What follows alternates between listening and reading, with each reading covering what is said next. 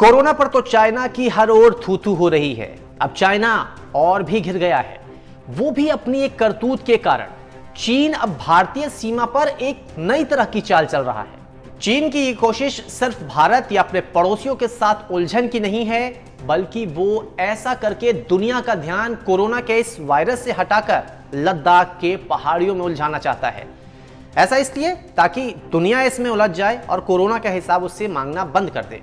मगर सवाल यह है कि आखिर चीन का भारत के साथ यह विवाद है क्या, जिसकी वजह से ड्रैगन रह रहकर आए दिन सिर उठाता है।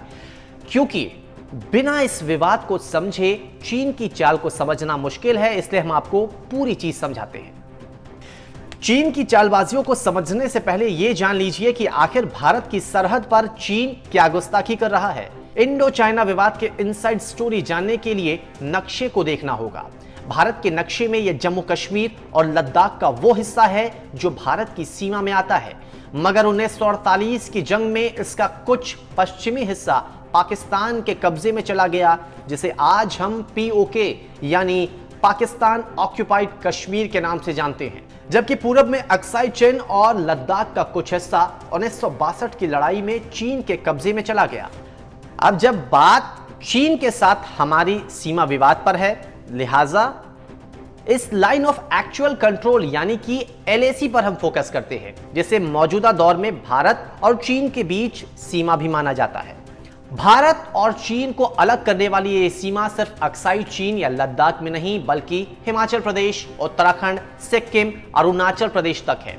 लेकिन आपको यह जानकर हैरानी होगी कि इतनी लंबी सीमा होने के बावजूद इसका कोई भी सरहदी निशान नहीं है। बस यही भारत और चीन के सीमा विवाद की जड़ है, क्योंकि भारत जिसे LAC कहता है, जिसे भारत LAC मानता है, चीन उसे नकार रहा है और वो अपनी नई LAC तैयार कर देता है। दोनों देशों के बीच LAC को लेकर नक्शे पर कहां-कहां विवाद है, यह आपको बताएंगे, लेकिन उससे पहले दोनों देशों के बीच इस मौजूदा विवाद को भी समझना जरूरी है। हम आपको पूरी तरह से इसे भी समझाते हैं। लद्दाख में काराकोरम पहाड़ियों के निचले हिस्से पर पेंगोंग नाम की लेक बहती है। LAC के हिसाब से इसका पश्चिमी हिस्सा भारत में और पूर्वी हिस्सा चीन में बहता है। 135 किलोमीटर लंबी इस लेक का 45 किलोमीटर का लंबा हिस्सा फिलहाल भारत में है और बाकी का 90 किलोमीटर का लंबा हिस्सा चीन ने अपने कब्जे में ले रखा है।